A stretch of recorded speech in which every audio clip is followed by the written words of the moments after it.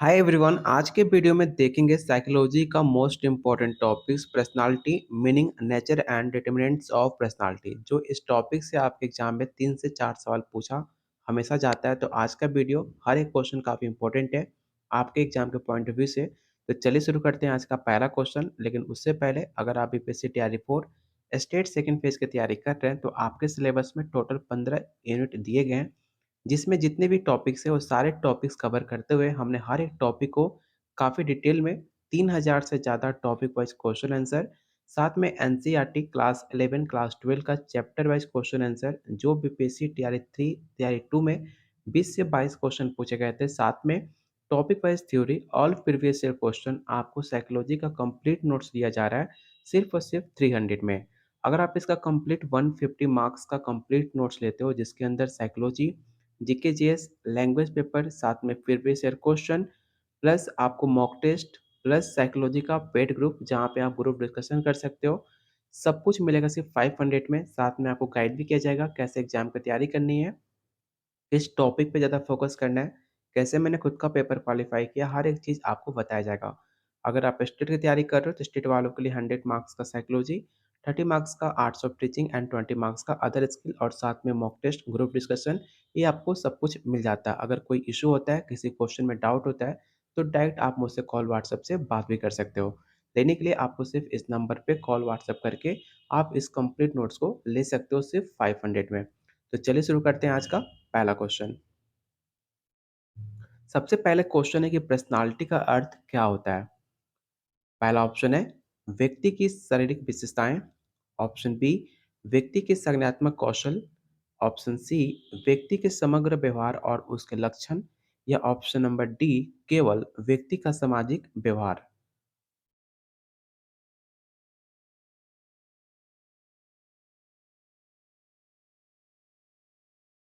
तो जो भी आंसर सी टिक आउट कर रहे हैं उनका आंसर बिल्कुल सही है। ऑप्शन सी इसका राइट आंसर होगा। याद रखना कि जो व्यक्तित्व किसी व्यक्ति के संपूर्ण लक्षण व्यवहार का रिप्रेजेंट करता हो जिसमें उसका शारीरिक, मानसिक और भावनात्मक पहलू शामिल होते हैं। सेकंड क्वेश्चन, व्यक्तित्व का कौन सा निर्धारक जन्मजात होता है। पहला ऑप्शन है वातावरण, आनुवंशिकता, संस्कृति या सामाजिकरण। काफी आसान क्वेश्चन है, ध्यान से ऑप्शन को रीड कीजिएगा और बताइए क्वेश्चन सेकंड का राइट आंसर क्या होगा।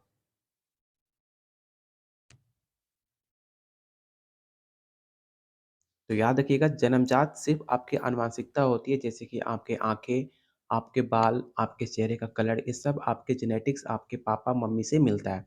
बाकी आप आपका जब जन्म हो जाता है, उसके बाद आपका वातावरण, आपकी संस्कृति और आपको समाजीकरण मिलता है। क्वेश्चन में आपसे जन्मजात पूछा गया था।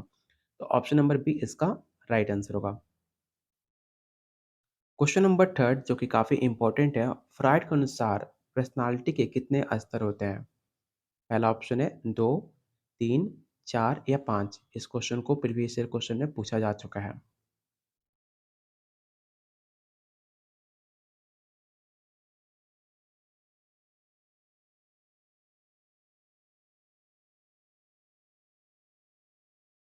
तो क्वेश्चन थर्ड का जो भी आंसर बी टिक आउट कर रहे हैं उनका आंसर बिल्कुल सही है। याद रखना कि सिगमंड फ्रॉइड के अनुसार पर्सनालिटी के 3 स्तर होते हैं। पहला ईद, सेकंड ईगो और थर्ड होता है सुपर ईगो, जो कि आपके पर्सनालिटी को काफ़ी प्रभावित करता है।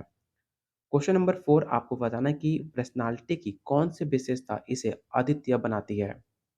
पहला ऑप्शन है परिवर्तनशीलता, ऑप्शन बी स्थिरता, ऑप्शन सी विशिष्टता, या ऑप्शन डी लचीलापन।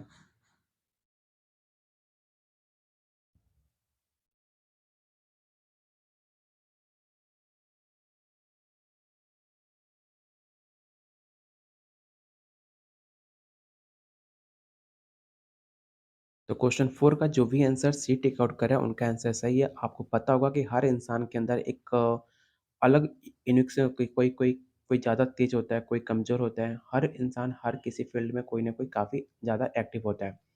कुछ ऐसे काम होते हैं जो हर इंसान नहीं कर पाएगा। अगर कोई मज़दूर है, तो उसकी तरह कोई काम आप खेत में काम नहीं कर सकते हो। अगर आप ज़्यादा पढ़े-लिखे हो, तो आपकी तरह कोई काम कंप्यूटर चला नहीं सकता। तो हर इंसान के अंदर अपनी एक पर्सनैलिटी होती है, एक उसके अंदर क्वालिटी होती है जो हर कोई उसका कॉपी नहीं कर सकता।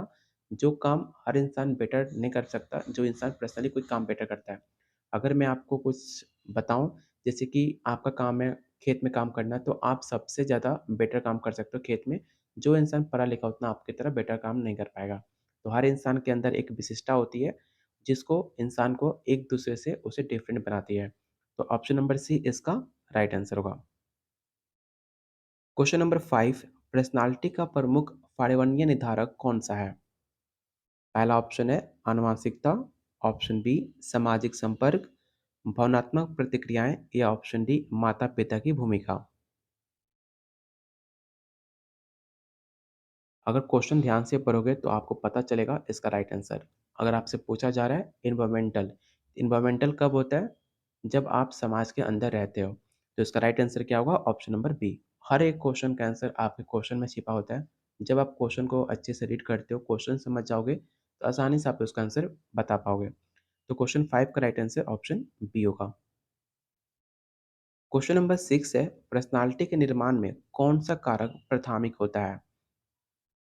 Which factor is primary in the development of personality?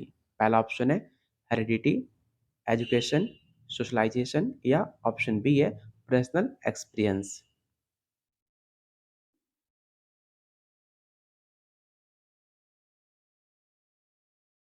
तो आपने पढ़ा होगा प्राइमरी एंड सेकेंडरी। अगर आपने प्राइमरी एंड सेकेंडरी आपको पता होगा, तो आप आसानी से इसका आंसर बता पाओगे।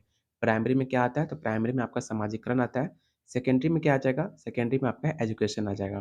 तो आपसे क्वेश्चन में प्राइमरी पूछा गया है, in the development of personality, तो आपका राइट आंसर होगा option number C. Question number 7 जो कि काफ़ी इंपॉर्टेंट है, गार्डनर एल्बर्ट ने पर्सनालिटी के कितने प्रकार के लक्षणों में विभाजित किया है? आपको बता दें कि पर्सनालिटी आपका एनसीईआरटी का क्लास 11 या क्लास 12 का चैप्टर है, जो पिछले बार आपको 3 से 4 क्वेश्चन पूछे गए थे। इसलिए मैंने आपको स्टार्टिंग में कहा था, हर एक क्वेश्चन काफ़ी इंपॉर्टेंट है, हर एक क्वेश्चन आप ज़रूर अटेम्प्ट करना। तो आपको बताना है कि गॉर्डन एल्बर्ट ने पर्सनालिटी के कितने प्रकार के लक्षण में विभाजित किया है? पहला ऑप्शन है 2, 3, 4 या 5।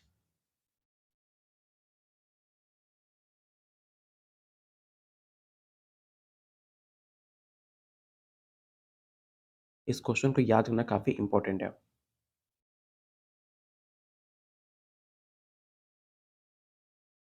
जो भी आंसर बी टिक आउट कर रहा है, उनका आंसर सही है। ऑप्शन बी इसका राइट आंसर होगा। एल्बर्ट ने पर्सनैलिटी के 3 प्रकार के लक्षणों में क्लासिफ़ाई किया था। पहला था कार्डिनल ट्रेट्स, दूसरा है सेंट्रल और थर्ड है सेकेंडरी। ये तीनों नाम आप नोट डाउन कर लेना अगर आपने नोटबुक लेके बैठे हो तो, नहीं तो आप इसका स्क्रीनशॉट लेके ज़रूर रख लेना। अगर आपने पेड ग्रुप जॉइन किया है, तो आपको बिल्कुल भी घबराने की ज़रूरत नहीं है। ये सारे नोट्स आपको साइकोलॉजी का पेड ग्रुप में आपको शेयर कर दिया जाएगा, जहाँ पे आप आसानी से सारे क्वेश्चन को एक बार देख सकते हो। क्वेश्चन नंबर 8 आपसे पूछा जा रहा है कि आइसेंक ने व्यक्तित्व के कौन से 2 आयाम का उल्लेख किया था? इन ऑप्शन को ध्यान से पढ़िए और बताइए कि कौन से 2 आपके डायमेंशन थे, जो कि आइसेंक ने मेंशन किया था अपने पर्सनैलिटी के थ्योरी में।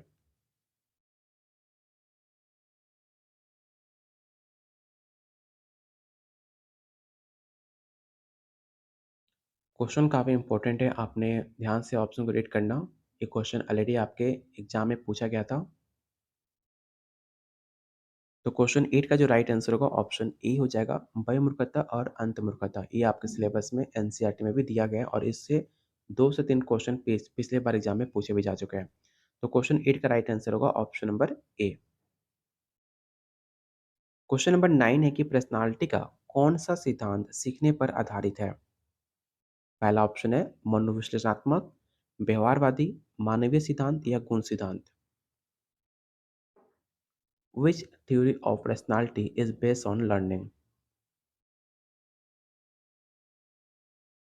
अगर ध्यान से ऑप्शन को रीड करोगे तो आप आसानी से इसका आंसर बता पाइएगा कि इसका राइट आंसर क्या होगा।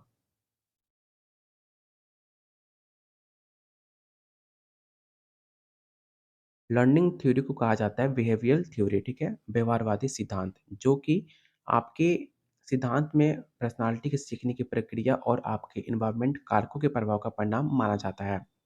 क्वेश्चन नंबर 10 जो कि काफ़ी इंपॉर्टेंट है, मैस्लो का पर्सनालिटी डेवलपमेंट का सिद्धांत किस पर आधारित है? पहला ऑप्शन है मनोविश्लेषण, ऑप्शन बी है स्व वास्तविकरण, ऑप्शन सी सीखने की प्रक्रिया या ऑप्शन डी आनुवंशिकता। इस क्वेश्चन को याद रखिएगा, काफ़ी इंपॉर्टेंट है।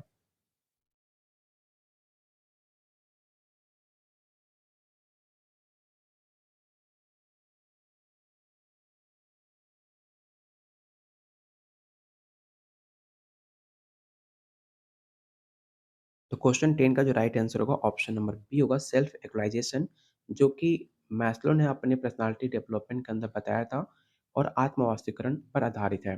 तो क्वेश्चन बी आपका 10 का राइट आंसर ऑप्शन बी होगा। क्वेश्चन नंबर 11 आपको बताना है कि ट्रेड सिद्धांत किसने प्रस्तुत किया? क्वेश्चन काफ़ी आसान है, लेकिन फिर भी बहुत सारे बच्चों को पता नहीं होता है कि ट्रेड सिद्धांत किसने प्रस्तुत किया। पहला ऑप्शन है Sigmund Freud, Carl Rogers, Gordon Allport या बीएफ स्किनर।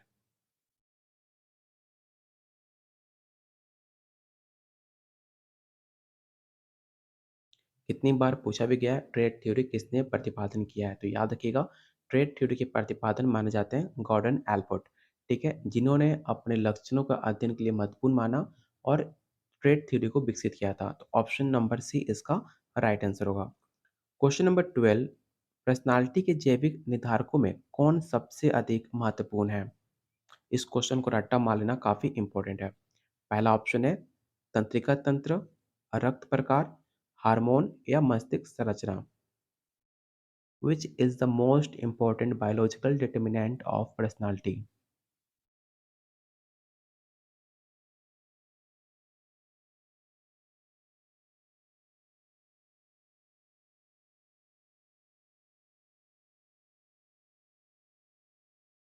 तो इसका राइट आंसर होगा option number A, nervous system. याद रखना कि नर्वस सिस्टम की संरचना और उसका कार्य पर्सनालिटी पर महत्वपूर्ण प्रभाव डालते हैं, जैसे कि प्रतिक्रिया की गति और उसका भावनात्मक।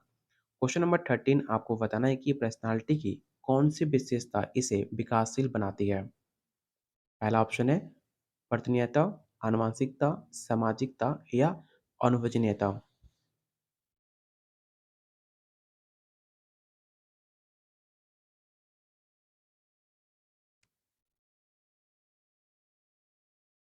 तो क्वेश्चन 13 का राइट आंसर होगा ऑप्शन नंबर आपका डी हो जाएगा।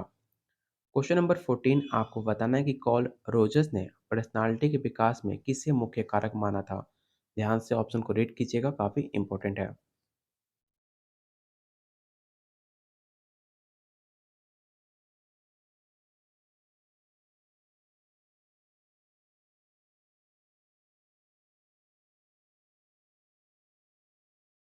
तो मैक्सिमम लोग गलत आंसर टिक आउट कर रहे हैं। याद रखिएगा, कॉल रोजर्स ने पर्सनालिटी के डेवलपमेंट में सबसे इंपॉर्टेंट माना था सेल्फ कंसेप्ट को, जो कि आपका राइट आंसर होगा ऑप्शन नंबर बी। और आप लोगों से रिक्वेस्ट है कि प्लीज़ वीडियो को लाइक एंड शेयर कर दिया करो, क्योंकि बार बार मैं कहता हूँ तब आप लाइक करते हो। सबसे पहले आप जब भी वीडियो पे आते हो तभी आप लाइक कर दिया करो, जिससे मुझे भी डिस्टर्ब ना होना पड़े, आपको भी डिस्टर्ब ना होना पड़े और सारे क्वेश्चन हम जल्दी से अटेम्प्ट कर पाएँ।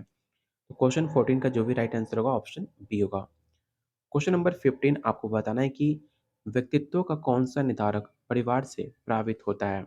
मतलब परिवार से इन्फ्लुएंस होता है, आपको बताना है कौन-सा पर्सनैलिटी का डिटर्मिनेंट है।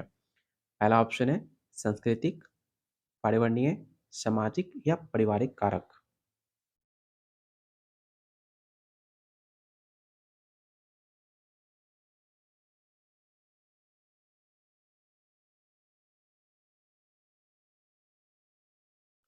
तो काफ़ी आसान क्वेश्चन है। क्वेश्चन 15 का जो राइट आंसर होगा ऑप्शन नंबर डी हो जाएगा, पारिवारिक कारक।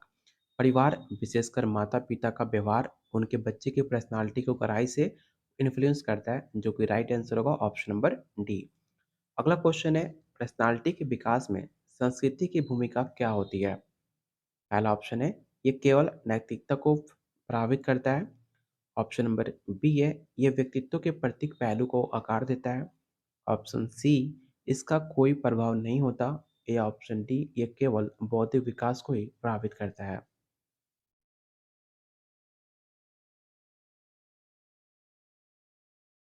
तो क्वेश्चन 16 का राइट आंसर होगा ऑप्शन नंबर बी। याद रखना कि जो संस्कृति होती है और व्यक्ति के मूल्य, विश्वासों और दृष्टिकोण को प्रभावित करती है, जबकि इसका प्रकार उसके व्यक्तित्व को गहराई में आकार देता है।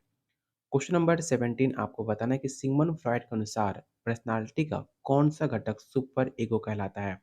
ऐसे क्वेश्चन आपके एग्जाम में कई बार पूछे जा चुके हैं, तो ऑप्शन को ध्यान से पढ़िएगा। और बताइए कि सिगमंड फ्रॉइड के अनुसार पर्सनालिटी का कौन-सा घटक सुपर ईगो कहलाता है?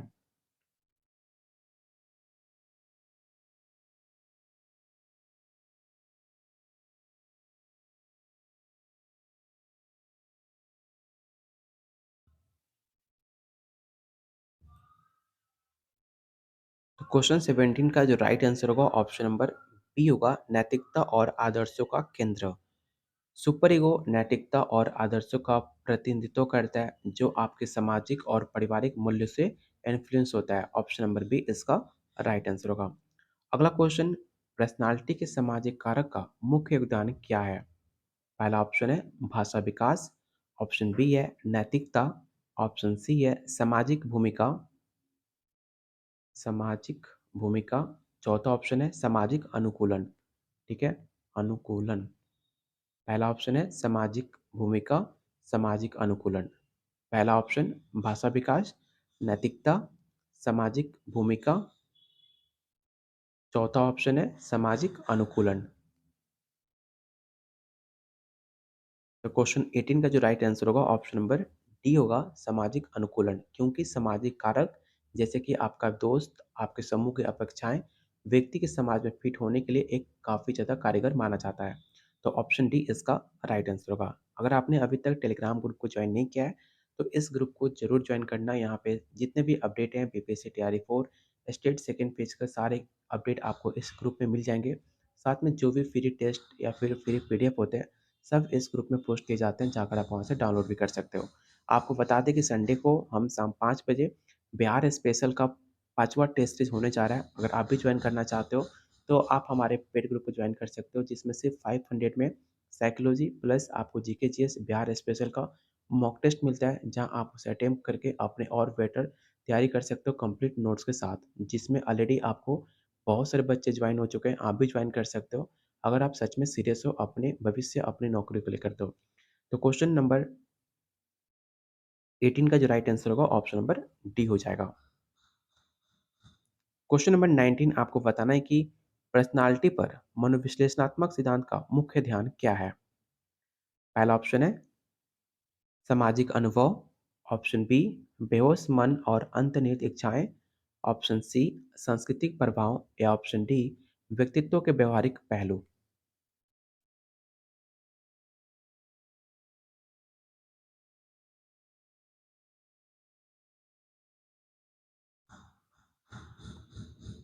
इस क्वेश्चन को याद रखिएगा कि जो आपका साइकोलैटिक थ्योरी होता है पर्सनालिटी पे, वो आपका अनकॉन्शियस माइंड होता है और हिडन डिजायर होते हैं। ऑप्शन नंबर बी इसका राइट आंसर होगा। सिगमंड फ्राइड ने मनोविश्लेषणात्मक सिद्धांत व्यक्तित्व के बेहोश मन और उनकी इच्छाओं का परिणाम मानते हैं। क्वेश्चन नंबर 20 आपको बताना है कि ट्रेड सिद्धांत में सेंट्रल ट्रेड्स का क्या अर्थ है? मैंने कुछ टाइम पहले ही बताया था कि आपको 3 तरह से ट्रेड्स होते हैं, मैंने आपको नाम भी मेंशन किए थे, जिसमें एक नाम था सेंट्रल ट्रेड्स। आपको बताना है इसका अर्थ क्या होता है, आपको ये बताना है। तो पहला ऑप्शन है व्यक्तित्व के सामने सामान्य लक्षण, ऑप्शन बी है व्यक्तित्व का मुख्य लक्षण। तो इन 2 ऑप्शन में से आपका कोई एक राइट आंसर है, तो आप मुझे बताओ इन 2 ऑप्शन में से आपका राइट आंसर क्या हो सकता है?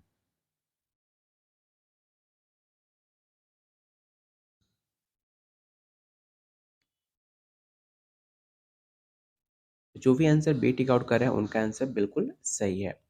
क्वेश्चन नंबर 21 आपको बताना है कि कैटल के अनुसार पर्सनालिटी के कितने स्रोत लक्षण माने जाते हैं? इस क्वेश्चन को याद रखिएगा। पहला ऑप्शन है 12, 16, 18 या 20।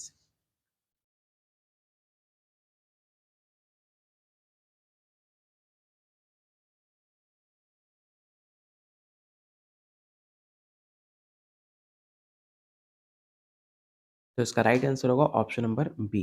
याद रखिएगा कैटल के अनुसार पर्सनालिटी के 16 स्रोत माने गए हैं, जिसकी उन्होंने पहचान की थी, जो किसी व्यक्ति के व्यवहार को आधार बनाते हैं। क्वेश्चन नंबर 22 आपको बताना है कि व्यक्तित्व के विकास में माता-पिता की भूमिका का मुख्य पहलू किसे हम मानते हैं? पहला ऑप्शन है discipline, guidance, love and care या ऑप्शन डी है ऑल ऑफ द अबव। तो हर इंसान को पता है कि पर्सनालिटी के डेवलपमेंट में जो माता-पिता की भूमिका होती है वो काफ़ी ज़्यादा इम्पोर्टेंट मानी जाती है। जो उनके द्वारा हम सीखते हैं कैसे हम डिसिप्लिन में रह सकते हैं, कैसे हम गाइड कर सकते हैं, कैसे हमको मार्गदर्शन चाहिए, प्यार और देखभाल हमें सिखाते हैं प्यार और देखभाल हमें खुद करते भी हैं। इसलिए इसका जो राइट आंसर होगा ऑप्शन नंबर डी हो जाएगा, all of the above. Question number 23 आपको बताना है कि कौन सा दृष्टिकोण पर्सनालिटी के गुणों और उसके प्रकारों के रूप में परिभाषित करता है। तो एक बार ध्यान से ऑप्शन को रीड कर लीजिए और बताइए क्वेश्चन 23 का राइट आंसर क्या हो सकता है।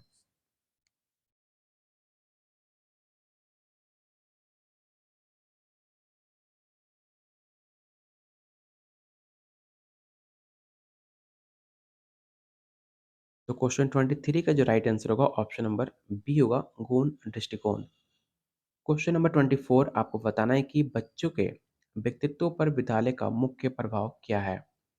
पहला ऑप्शन ज्ञान का विकास, सामाजिक कौशल, शारीरिक विकास या सांस्कृतिक जागरूकता।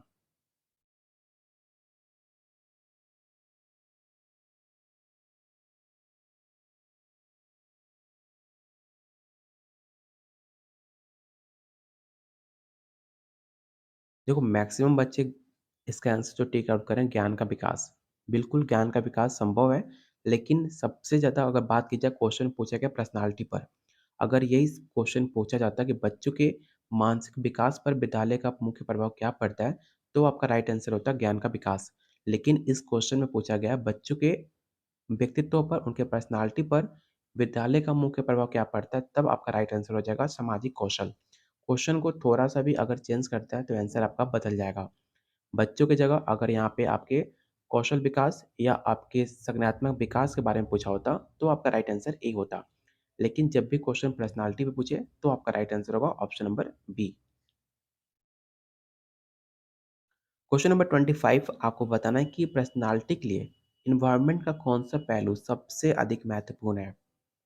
पहला ऑप्शन पारिवारिक वातावरण, ऑप्शन बी सामाजिक परिवेश, ऑप्शन सी भौतिक वातावरण या ऑप्शन डी है all of the above.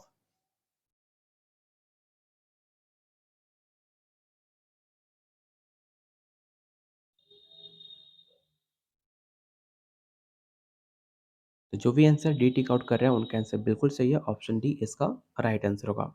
Question number 26 आपको बताना है कि मानवीय दृष्टिकोण किस पर केंद्रित है।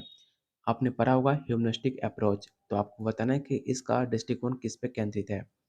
पहला ऑप्शन है सीखने की प्रक्रिया पर, आत्म विकास पर, सामाजिकरण पर या व्यक्तित्व के बेहोश पहलू पर।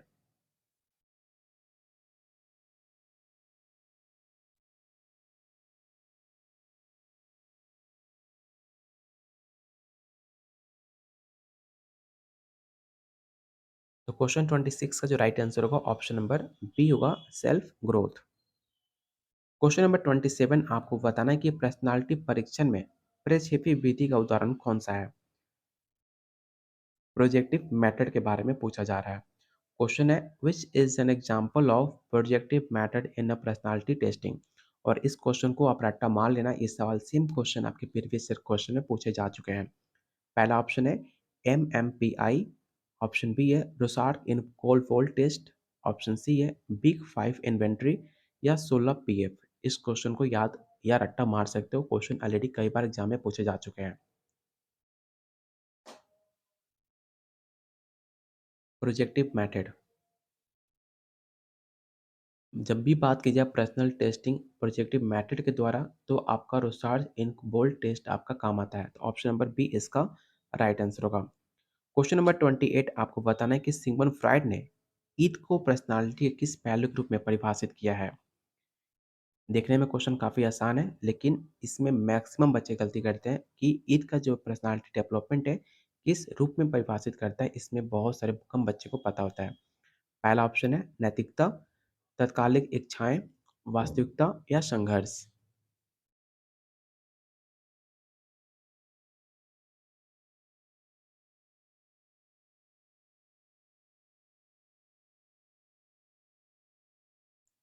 तो क्वेश्चन 28 का जो राइट आंसर होगा ऑप्शन नंबर बी होगा, तत्कालिक इच्छाएं। याद रखना सिगमंड फ्रायड के अनुसार ईद इच्छाओं और आवश्यकताओं का मूल स्रोत माना जाता है। क्वेश्चन नंबर 29 पर्सनालिटी की प्रकृति को परिभाषित करने वाले सबसे व्यापक पहलू क्या है। पहला ऑप्शन है गतिशीलता, स्थिरता, अनुकूलन या अनुभवजनीयता।